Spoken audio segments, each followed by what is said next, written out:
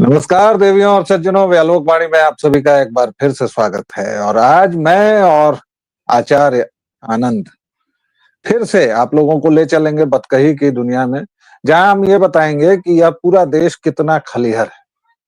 और हम दोनों तो खलिहर हैं ही, क्योंकि हम लोग उन खलिहर मुद्दों पर पूरी खलिहरता से, ये मैंने नया शब्द बनाया है, मतलब पूरे विस्तार से बातचीत करेंगे।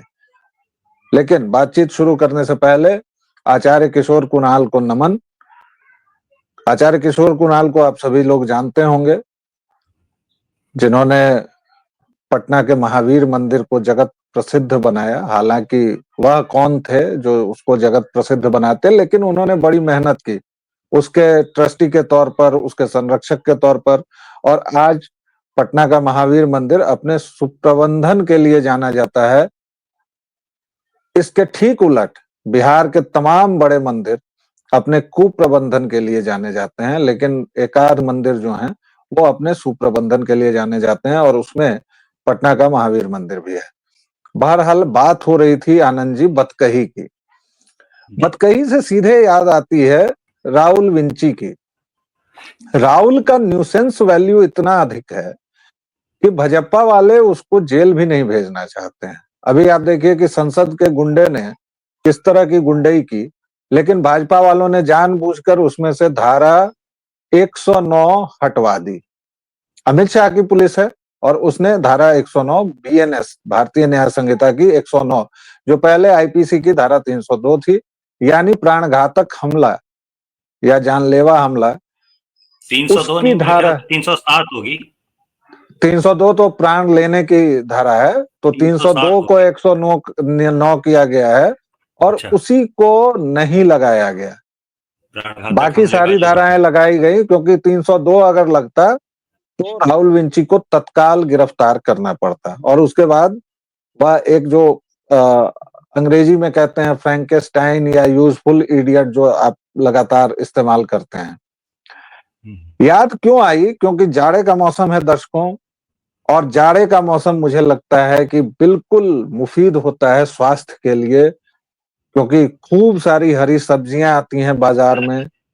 अब तो खैर किसी सब्जी का कोई खास मौसम रहा नहीं, तो परवल और गोभी, आलू गोभी भी साथ साथ बनते हैं।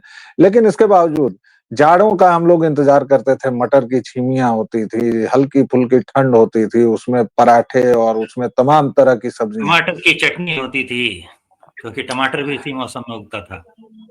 लेकिन राहुल विंची इस बीच चला गया सब्जी खरीदने, और उसके लघुओं भगुओं ने पता नहीं किन लोगों को बिठाया था कि जो बैगन मैं आज अभी 10 रुपए किलो खरीद के बैठा हूं, वो बैगन उसको 100 रुपए मिल रहा था।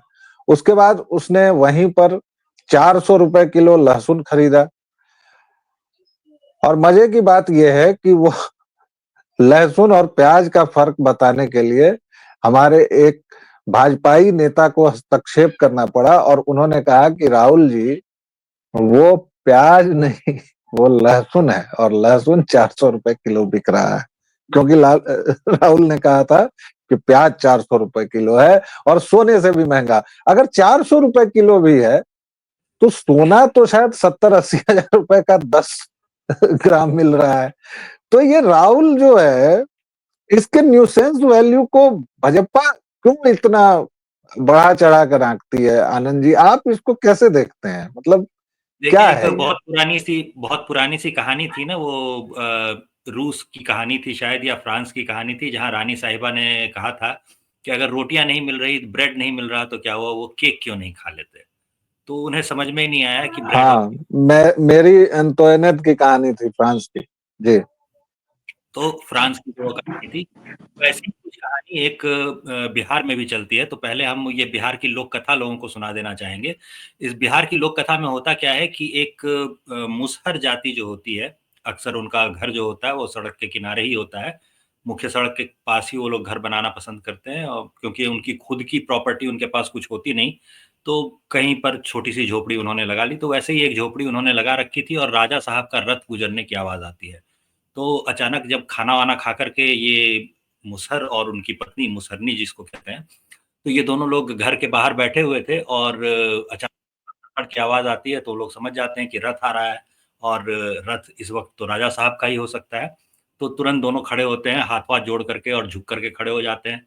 रथ जब राजा साहब का जाता है, तो जो पत्नी होती है, वो अपने पति से पूछती है कि ये जो राजा इतनी रात को घर जा रहा है, अब ये खाना क्या खाएगा? खाना तो कुछ बचा ही नहीं होगा। तो उसका पति जो होता है, वो उसको डाँटता है, "हट बुड़वक, समझती नहीं है कुछ, हम लोग के जैसा है? तो राजा है राजा, मन करेगा तो चूड़ा-गुड़ खा लेगा।" तो मुसहर जो था बेचारा, उसकी आर्थिक स्थिति में जो सबसे अच्छा भोजन होता था, जैसा कि एक बार शायद आपने वो एक कहानी थी, ठगनी क्यों नैना मटकावे ठगनी वाला जो गाना जिसमें आता है, प्रेमचंद की कहानी थी, उसमें जो पूड़ी खाने का ज़िक्र करते हैं जी। दोनों बाप-बेटे, तो वैसे ही हाँ, कुछ यहाँ पे मामला था कि भई इसकी जो मैक्सिमम कैपेसिटी थी, वो चूड़ा और गुड़ तक जाती थी, उससे आगे वो बेचारा सोच ही नहीं पाया। तो वैसा ही कुछ उसका उल्टा भी होता है कि आपकी मैक्सिमम कैपेसिटी कुछ ऐसी है कि आपने ज़िंदगी में कभी सब्जी मंडी देखी ही नहीं, कभी आप किचन में गए ही नहीं, तो आपको पता ही नहीं है कि ये जो एक जैसी दिखने वाली 2 चीज़ें हैं, एक लाल रंग की और एक सफ़ेद रंग की, ये दोनों अलग-अलग चीज़ें हैं। एक को प्याज कहा जाता है, एक को लहसुन कहा जाता है। दिखती बस एक जैसी हैं, थोड़ी मिलती-जुलती सी। तो कन्फ्यूज़ हो गए होंगे राहुल गांधी, ऐसी कोई अनोखी बात नहीं है इसमें। तो ये मूर्खता जो है वो राहुल गांधी से होनी ही थी। कभी ज़िंदगी में अगर आपने देखा ही नहीं कि लहसुन क्या होता है और प्याज क्या होता है और प्याज कितना पड़ता है खाने में और उतना लहसुन अगर खाने में डाल देंगे, तब क्या होगा? तो कोई अंदाज़ा उस व्यक्ति को रहेगा ही नहीं, तो उसने ऐसी गलती कर दी और टोकना पड़ा किसी को कि अरे यार वो लहसुन है, प्याज नहीं है। और लहसुन की कीमतों का जहाँ तक सवाल है, तो ₹290 लहसुन हो जाने की खबर जो थी, वो न्यूज़ में अभी भी मिल जाएगी। कई अखबारों की कटिंग जो है वो सोशल मीडिया पे दौड़ती हुई दिखती रहती है। तो मनमोहन सिंह काल में जो लहसुन की कीमत थी वो ₹290 किलो हुआ करती थी। तो ₹290 से यानी ₹300 से अभी 10 साल में अगर ₹400 पे कीमत पहुँची है, तो कोई बहुत ज़्यादा कीमतें बढ़ गई हैं ऐसा नहीं कहा जा सकता है। ऊपर से जाड़े का मौसम है, इस मौसम में लहसुन बिकता भी ज़्यादा है, इसलिए इस मौसम में उसकी कीमत ज़्यादा होती है कभी-कभी। तो ये सारी बातें हैं ल- जिनको जोड़ करके देखा लेकिन जाना चाहिए। लेकिन देखिए, राहुल विंची का जो न्यूसेंस वैल्यू है, वो मुझे लगता है कि इस देश में केवल राहुल का नहीं है। राहुल को या फिर वो, अब नाम ही उसका तेजस्वी है तो तेजस्वी ही लेना पड़ेगा, तो या फिर चारा चोर के बेटे को, जो सुपुत्र हमारी बिहारी जनता जो बिल्कुल नेता बनाने पर आमादा ही है कि इस बार उसको नेता बनाकर ही मानेंगे। तो मुझे लगता है कि हमारे समाज में ही एक न्यूसेंस वैल्यू ज्यादा है। अभी आप देखिए, कुछ मुद्दे जो हैं, बीते कुछ दिनों में कुछ मुद्दे जो आए, अचानक से कपीश्वर, सॉरी, कपीश्वर नहीं, कपीश्वर तो हनुमान जी हो गए, बड़े जो कवि माने जाते हैं आजकल, पतली कमर, यानी, कमर वाइस कमर वाइस। या जी, कपि कुमार विश्वास, तो वो कपि जी आ गए सुर्खियों में, क्योंकि उन्होंने चलते फिरते आजकल वो राम कथा वाच रहे हैं, और उसमें क्या क्या वाच कम रहे हैं, मुंह से हग क्या क्या कर रहे हैं, वो सब तो खैर लोग देखते हैं, लोग मुरीद हैं। लेकिन मैंने तो एक बार देखा, और उसके बाद जैसे देवदत्त पटनायक को मतलब लतियाना चाहिए, वैसे ही वो लोग भी हैं। लेकिन खैर, अपने मन से वो कथा लिख रहे हैं, बांच रहे हैं, और वही चल रहा है। तो एक न्यूसेंस वैल्यू तो ये है। दूसरे, उन्होंने चलते फिरते फिर से सोनाक्षी सिन्हा की शादी पर कमेंट कर दिया कि भाई रामायण पढ़ाइए, वरना ये ना हो कि श्री लक्ष्मी कोई और ले जाए। अब इसकी कोई जरूरत नहीं थी। इसके पहले मुकेश खन्ना जी ने उन पर बोल दिया था कि भाई फला चिला हो, तो उस पर सोनाक्षी ने तमक कर जवाब दिया कि हमारे बाप के संस्कार हैं जो मैं आपका मुंह नहीं तोड़ रही हूं, वरना आपका मुंह तोड़ देती, और भी ब्ला ब्ला ब्ला ब्ला ब्ला। इसके अलावा मध्य प्रदेश में एक स्कूल में बच्चों ने झाड़ू लगा दी, तो उस पर बवाल हो गया कि बच्चों से झाड़ू लगवाई गई। हम लोग किस समाज में चले आए हैं, कैसे चले आए हैं? हमारे पिताजी बताते हैं कि बिल्कुल खांटी सरकारी स्कूल के वो प्रोडक्ट थे, और हमारी पिताओं के जनरेशन, क्या हम लोगों की जनरेशन तक तो हम लोग सब लोग सरकारी स्कूल के ही प्रोडक्ट हैं। और उसमें बाकायदा पारी बंदी होती थी, क्लास के मॉनिटर का दायित्व तो होता था। जी हाँ, सरकारी स्कूल में भी मॉनिटर होते थे। और दायित्व होता था। भले ही बिल्डिंग ना हो, भले ही ये खिचड़ी ना हो, लेकिन पढ़ाई होती थी। आजकल पढ़ाई छोड़कर सब कुछ होता है। बहरहाल, तो उसमें बाकायदा पारी से लोग झाड़ू लगाते थे बच्चे और छिड़कते थे। फिर एक दिन शनिवार या रविवार को बाकायदा गोबर से लेपने वेपने का भी कार्यक्रम होता था, क्योंकि फर्श वर्श नहीं बनी होती थी। आप इधर सोनाक्षी का मामला देखिए, इधर ये देखिए। उसके बाद एक और मसला बताऊंगा, ये पूरा और मैं जो रील्स देख रहा हूँ, रील्स की जो अद्भुत क्वालिटीज हैं, कभी कभार मेरी नजरों से गुजरती है, या फिर जिस तरह से तमाम लोग, कोई क्रिएटर हो गया है, कोई इन्फ्लुएंसर हो गया है, ऐसे ऐसे शब्द गढ़ लिए गए हैं। इन्फ्लुएंसर जैसा शब्द मतलब बड़ी आसानी से, मैं सोशल मीडिया इन्फ्लुएंसर हूँ या मैं सोशल मीडिया क्रिएटर हूँ, डिजिटल कंटेंट की मैं कंटेंट क्रिएटर हूँ। अबे काहे का कंटेंट, क्या क्रिएट कर रहे हो? क्रिएटर कितना बड़ा शब्द है, ये पूरा मसला क्या कहलाता है आनंद जी? देखिए, जैसे अगर हम अपने पेशे की बात करते हैं तो हम कहते हैं हम कंटेंट राइटर हैं। कंटेंट राइटर इसलिए हो जाते हैं, क्रिएटर इसलिए नहीं होते, क्योंकि हम कुछ नया नहीं गढ़ रहे होते। जो चल रहा होता है उसको एक नए तरीके से पेश कर रहे होते हैं, इसीलिए हम राइटर हो सकते हैं, हम क्रिएटर नहीं हो सकते उस मामले में। क्रिएटर हम तब होते हैं जब हम किताबें लिख रहे होते हैं। तो सबसे पहले तो ये मसला आ जाता है। और चूँकि आपने रील्स वगैरह की बात की, तो रील्स वगैरह में आप देखिएगा कि जापान के स्कूलों की या यूएस के स्कूलों की बड़ी तारीफ हो रही होती है। मेरे खुद के आप फेसबुक वगैरह पे देखिएगा तो कुछ रील्स आपको ऐसे मिल जाएँगे जिसमें जापान के स्कूल में बच्चे जो हैं वो खाना पका रहे हैं, उसकी बड़ी तारीफ हो रही है। यूएस के स्कूल में स्कूल के बच्चों का एक कॉम्पिटिशन हो रहा है जिसमें वो भवन निर्माण, मतलब ईंटा जोड़ना जिसको कहते हैं, मिस्त्री का काम, राजमिस्त्री का काम जो होता है, वो कर रहे हैं और उसका कॉम्पिटिशन हो रहा है और उसकी बहुत तारीफ हो रही है, जम के तालियाँ बज रही हैं। इसकी तुलना में देखिए कि भारत में क्या होता है। भारत में स्कूलों में जब वैसा ही कुछ करने की कोशिश की जाए कि बच्चों को सिखा दिया जाए कि झाड़ू कैसे लगाया जाता है भाई, गोबर से लीपा कैसे जाता है, खाना कैसे पकाया जाता है, तो इसका जो है वो चौतरफा जो है उस पर हमला होना शुरू हो जाता है कि नहीं, नहीं ये तो बड़ा गलत हो गया, बच्चों को हम पढ़ने भेजते हैं, ये करने थोड़ी भेजते हैं। तो ये करना आपका बच्चा कहाँ सीखेगा? ये बताइए, घर में आपने सिखाया नहीं, स्कूल में मास्टर जी सिखाने की कोशिश कर रहे हैं तो वो आप सिखाने नहीं दे रहे हैं। तो बच्चा अल्टीमेटली ये चीज़ें ना सीखे और अगली पीढ़ी में फिर क्या होगा कि भैया इंडिया में तो आपको बड़ी आसानी से, जैसे भारत में मेरे भाई-बहन वगैरह जो बाहर, दोनों भाई-बहन तो विदेशों में रहते हैं। तो उन लोगों की जो सबसे बड़ी समस्या होती है विदेशों में रहने में, वो ये होती है कि उनको घर के काम के लिए कोई मेड नहीं मिलती। जो सारा काम है झाड़ू लगाने से लेकर के खाना बनाने, बर्तन धोने तक सारा कुछ काम खुद निपटाना है और उसके बाद अपना ऑफ़िस का जो काम है, वो अपना ऑफ़िस का काम करने जाना है। तो ये जो लंबा-सा प्रोसेस होता है, तो उसमें सारा कुछ ये ऐड हो जाता है। अब सुबह-सुबह आप तैयार हो रहे हैं, मस्त शेव कर रहे हैं और मेड जो है वो आपके लिए नाश्ता बना देगी, ऐसा नहीं होता वहाँ।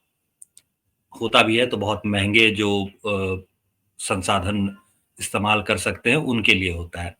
तो कल को जब भारत में भी यही स्थिति होगी कि मैनुअल लेबर जो है वो बहुत महँगा हो जाएगा, आज नहीं तो कल होना ही होना है, 10 साल बाद हो, 20 साल बाद हो, लेकिन 20-25 साल में हम लोगों को ये देखने को मिलेगा। तो उस दिन ये बच्चे क्या करेंगे? कोई ना कोई घर का नौकर बना रहे, कोई ना कोई और घर में झाड़ू लगाता रहे, ये इंश्योर करना चाहते हैं आप। इसीलिए आप चाहते हैं कि आपका बच्चा झाड़ू लगाना ना सीखे। मुख्य मंशा तो यही है ना। तो असल में इरादा वही होता है। तो ये जो गंदी सोच है, घटिया सोच है, उपनिवेशवादी सोच है, भूरे साहबों के सिर से गई नहीं है, तो इसको तो जाना पड़ेगा। नहीं, इसको थोड़ा अपने समाज के, मैं बार-बार फिर से आपको ले आ रहा हूँ, वही न्यूसेंस वैल्यू। आप देखिए हमारे आस-पास जो मसले होते हैं, अभी जैसे मनमोहन जी के जाने के बाद जो नाटक कांग्रेसियों ने किया, मतलब ये लोग शर्म, हया, दोगलई, क्या, किस चीज, क्या बेच के खा गए हैं, क्या पहन लिए हैं? मतलब इतना दोगलापन यार। नरसिम्हा राव की लाश को ये कुत्तों ने खाया था दोगलापन भाई। भी नहीं है ये। ये दोगलापन भी नहीं है। ये सीधी-सीधी सी बात है कि ये जो कॉमन सेंस होता है, जो कि कॉमन लोगों में नहीं होता कहा जाता है, ये उसका मामला है। ये लोग सीधे तौर पे डिवॉइड ऑफ कॉमन सेंस हैं, मतलब सीधे साधारण बुद्धि जो है वो लगाने को तैयार ही नहीं है। मार्च 2013 में मनमोहन सिंह सरकार ने ही फैसला लिया था मनमोहन सिंह सरकार का फैसला था, और ये फैसला इसलिए आया था ताकि राजीव गांधी, संजय गांधी, इंदिरा गांधी या नेहरू, इनकी जो जमीनें हैं, इनके नाम से जो जमीनें वहां पे यमुना के किनारे कब्जा ली गई हैं, उस जमीन में से किसी और को जमीन न देनी पड़े, उसमें से किसी 100 और को एकड़ हिस्सा न देना जमीन जो पड़े। इसे एक परिवार ने हथिया ली है दिल्ली के पॉशतम इलाके में। टोटल अगर वहां देखेंगे तो देवीलाल से लेकर के और भी बहुत सारे नेताओं की वहां पे समाधियां हैं, और ये टोटल जो होता है, ये टोटल 100 एकड़ नहीं जाता, टोटल 212 एकड़ से ऊपर चला जाता है। नहीं तो नहीं, मैं 100 केवल एक एकड़ तो परिवार की बात कर रहा हूँ। अकेले इस परिवार ने, नेहरू ने, जी, इंदिरा मैं उसी की बात इंदिरा कर ने रहा हूँ। और इंदिरा के दोनों बच्चों ने, इन 4 ने मिलकर के 100 एकड़ हड़पा लिया। अच्छा, तो फिर इस से 100 वही एकड़ में से फिर से किसी को न देना पड़े, फिर इसके से लिए 2013 के मार्च में फैसला आया था। अच्छा, फिर से वही न्यूसेंस वैल्यू। भाई, नेहरू ने ऐसा क्या कर लिया कि उसकी समाधि बना दी जाए? चलो, नेहरू ने कर भी लिया होगा, मान लिया। इंदिरा ने क्या कर लिया? चलो, इंदिरा तक भी मान लेते हैं। संजय बाबा ने क्या कर दिया भाई, और राजीव बाबा ने? संजय बाबा ने किया था ना, किया था, एक काम किया था। दिल्ली में आज जो आपको पेड़ दिखाई देते हैं ना, बड़े बड़े पेड़ जितने दिखाई देते हैं, वो सारे के सारे संजय गांधी के लगवाए हुए हैं। वो उसी संजय गांधी के जमाने के पेड़ हैं। उसके बाद किसी ने इतने बड़े पैमाने पे वृक्षारोपण नहीं करवाया, और वृक्षारोपण करवाया भी तो वो वृक्ष कभी बड़े नहीं हुए। इसीलिए जो पुराने पेड़ जो आपको दिखाई देते हैं दिल्ली में इतने सारे, वो सारे के सारे 50 साल पुराने, वो संजय गांधी के दौर के पेड़ हैं। तो फिर संजय तो, गांधी ने लगवाए थे। और पेड़ लगवाने जो के लिए उसका जो है वो उतनी जमीन उसको दे दी जानी और चाहिए। जो असली पप्पू है, राजीव गांधी, वो तो कंप्यूटर कंधे पर लादते ले आया था, है ना? अच्छा। तो इंदिरा गांधी ने जो आईबीएम को बैन किया था, वो क्यों किया था? आईबीएम क्या लेके आई थी फिर? मैं फिर वही कह रहा हूं कि हमारे देश की सामूहिक स्मृति और चेतना ऐसी है। अब कमर पतली को ये क्या जरूरत थी अभी ये करने की? भाई, एक महिला है, एक हीरोइन है, उसने शादी की, ठीक है, लव जिहाद का शिकार हुई, वो हुई, सब कुछ देखते सुनते। और बड़े लोगों में शायद लव जिहाद वहाद होता भी नहीं है भाई। आप सलमान खान के परिवार में देखिए, कौन क्या कर रहा है, ससुर पता ही नहीं चलता है किसका अरे तो किसके ये साथ है। सूटकेस में थोड़ी न जाएगी, सूटकेस में छोटे लोग जाते हैं। मैं इन बड़े वही कह लोगों रहा को हूँ, दिखा करके, इन बड़े लोगों का उदाहरण दिखा करके छोटे लोगों को बहकाया जाता है, और फिर छोटे लोग बहकाया सूटकेस जाता में है। जाते हैं। जैसे और जैसे इस मामले में एक बड़ी मजेदार सी चीज होती है, जो मेरी माँ किया करती है। जैसे ही घर में कोई छोटे कपड़े पहने हुए दिखती है, मतलब जरूरत से ज्यादा छोटे कपड़े पहने हुए दिखती है, तो माँ टोकती है। तो वो अक्सर लड़की जो होती है, उसका उत्तर होता है कि ये फलाना हीरोइन भी तो पहनती है, मैं क्यों नहीं पहन सकती? तो जैसे ही वो ये कहती है, तो माता श्री का जवाब होता है कि उस हीरोइन जी के साथ ना 2-4 बॉडीगार्ड भी होते हैं, तुम्हारे साथ भी 2-4 बॉडीगार्ड घूमने के लिए छोड़े क्या? नहीं, 24 घंटे जो तुम्हारे साथ साथ और चलता रहे, तुम्हारी तुम्हारी नजर रखे औकात कि नहीं कहाँ है जा ना, रही है, तुम्हारी किसके पास जा रही है, तुम्हारी किससे मिल रही है। तुम्हारी तो औकात नहीं है, तुम्हारी हैसियत नहीं है, क्योंकि उसके साथ स्कॉट होता है। वो तैयार होने से पहले 3 घंटा लेती है। तुम्हारे पैरों पर बनमानुस जैसे बाल दिख रहे हैं और तुमने शॉर्ट स्कर्ट पहन ली है। क्या मजाक बना रखा है ये? अब ये मैं बॉडी शेमिंग नहीं कर रहा हूँ, दर्शकों श्रोता हूँ, और ना ही मैं किसी सेक्सुअल ओवरटोन कर रहा हूँ, ना मैं ऑब्जेक्टिफिकेशन कर रहा हूँ। लेकिन ये जो पूरी अदा है, आप पिछले सप्ताह की पूरी घटनाएं देखिए। कोई 4 पन्ने ले आके मनुस्मृति फाड़ दी, मनुस्मृति फाड़ दी, ऐसे कर रही है। कोई कह रहा है कि उसने उससे शादी क्यों कर ली, आप इसको बचाइए लेकिन श्री लक्ष्मी न ले जाए। और बदले में क्या हुआ? कमर पतली का तो कुछ नहीं हुआ, उनकी 2 बच्चियां हैं, वो सब लंदन में पढ़ रही हैं, बाहर पढ़ रही हैं। उनके तमाम फोटो जेसीबी से खोद के भाई लोगों ने लगाने शुरू कर दिए सोशल मीडिया पर। तो आप क्या सीख देते हैं? आप जो कहते हैं इस मामले में, मैं गन्ही महात्मा का बाकी पूरे जीवन का उनके आलोचक हूं, लेकिन मैं एक मामले में तो उस व्यक्ति को मानता हूं कि वह व्यक्ति सीख देने के पहले उसको करता था। अब ये झूठ है कि सच है वो जाने, क्योंकि गन्ही बाबा और नेहरू के बारे में जितना भी है उसमें 90% तो झूठ ही मिलता है। बहरहाल, तो 90%। उनके अब जैसे तो उदाहरण के तौर पे देख लीजिए ना, कि एक गाल पे थप्पड़ मारने पे दूसरा गाल सामने कर देना चाहिए। ये कहा जाता है कि गांधी ने कहा था। असल में an eye for an eye makes the whole world blind वगैरह वगैरह जो होती है, ये सब उनका कहा हुआ नहीं था, ये सब बाइबल है। ये सब सीधे-सीधे बाइबल है, और बाइबल है, और इतना ही नहीं, मतलब वो उनके बारे में, वो मैं जिसकी बात कर रहा था कि भाई कोई बच्चा गया, उसकी माँ कही कि भाई हाँ, इसको ये चीनी कहानियाँ खाने भी की वैसे ही आदत है, होंगी जैसे चीनी बाइबल का खाने की आदत कोटेशन है, उठा करके जैसे इसको बाइबल का कोटेशन समझाइए। उठा करके जैसे बाइबल का कोटेशन उठा करके गांधी के ऊपर चिपकाया जा सकता है कि ये गांधी ने कहा था, वैसे ही ये चीनी खाने वाली जो कहानी है कि हफ्ते भर बाद आओ, उसके बाद हाँ, फिर और गांधी जी तब ने तक कहा कि उन्होंने एक चीनी हफ्ता खाना तक बंद किया और वगैरह वगैरह। वाले वगैरह और वगैरह, तो ये कहानी भी जो है किसी साधु महात्मा की रही होगी, उठा करके गांधी जी पे चिपका दी गई है। जैसे अपने यहाँ आजकल, एक और जाते जाते दर्शकों बताऊं, क्रिंज का और हमारे समाज का कितना महान पतन हो चुका है, वो मैं बताऊं कि एक तो चाणक्य बेचारे सबके, मतलब वो गांव की भौजाई से भी गए बीते हो चुके हैं, जिसका मन आता है उनके ऊपर नाम लगा देता है कि फला चीज चाणक्य ने कही। अच्छा, उसके अलावा एक गालिब हुआ करते हैं, और गालिब के साथ तो अभी जो किया वो तो डीडी ने कर दिया, दूरदर्शन वालों ने। उसमें उन्होंने गालिब का ये शेर बताते हुए कोट कर दिया, बाकायदा नीचे लिखा हुआ भी, और ऊपर एंकरा बोल भी रही थी, और एंकरा जाहिर तौर पर जेनजी की थी, और वो बोल रही थी कि हाथों की लकीरों को मत देखो गालिब, हाथों की लकीरों को मत देखो गालिब, के तकदीरें उनकी भी होती हैं जिनके हाथ नहीं होते। अब बताइए, गालिब बेचारे जहां भी कब्र में पड़े होंगे, हालांकि कब्र में तो नहीं पड़े होंगे क्योंकि वो आधे मुसलमान थे, कहते थे कि मैं आधा मुसलमान हूँ, दारू पीता हूँ, सुअर नहीं खाता हूँ, तो जहां कहीं होंगे बेचारे, उनकी आत्मा जहां भी होगी, कितने कष्ट में वो होंगे कि ये ट्रक से उठा के सीधे मेरे नाम से भाई लोगों ने चिपका दिया। चाणक्य बेचारे जहां कहीं भी होंगे, अगर वो होंगे या मोक्ष प्राप्त हो गए होंगे तब तो कोई बात नहीं, वो कितने असहाय से महसूस करते होंगे कि साला हर एक बात में, कोई भी चीज देखिए चाणक्य ने कहा, अरे काहे का चाणक्य, काहे की चाणक्य नीति, चाणक्य नीति किसी ने देखी है असल में? अर्थशास्त्र, उनकी जो महाप्रसिद्ध किताब है, वो भी जो मिलती है, इतना क्षेपक है उसमें, और अर्थशास्त्र को लेकर भी इतना विवाद है।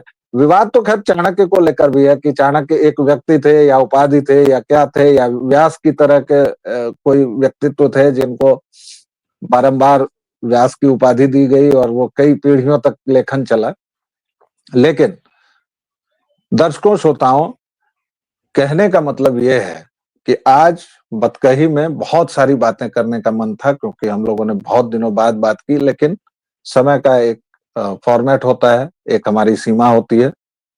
तो आज इतना ही। सोचिएगा कि हमारे आसपास इतना क्रिंज, इतना वाहियात, इतना घटिया क्यों फैला हुआ है, और उसको फैलाने में हम और आप कितने सहायक होते हैं।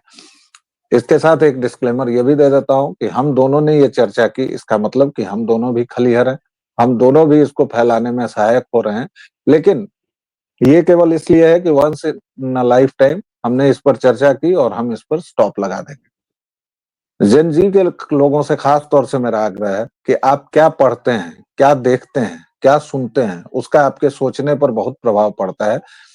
तो कृपया, मैं कुछ भी रेकमेंड नहीं करूंगा कि ये अच्छा है या ये बुरा है, क्योंकि अच्छा बुरा बहुत सब्जेक्टिव होता है, विषयनिष्ठ होता है। आप केवल ये सोचिए कि ये आपको कितना फायदा पहुंचाने वाला है। फिलहाल के लिए इतना ही, लेंगे एक छोटा सा विराम। अगले वीडियो में फिर से कुछ और बातों को लेकर हाजिर होंगे। तब तक के लिए जय जय सिया राम।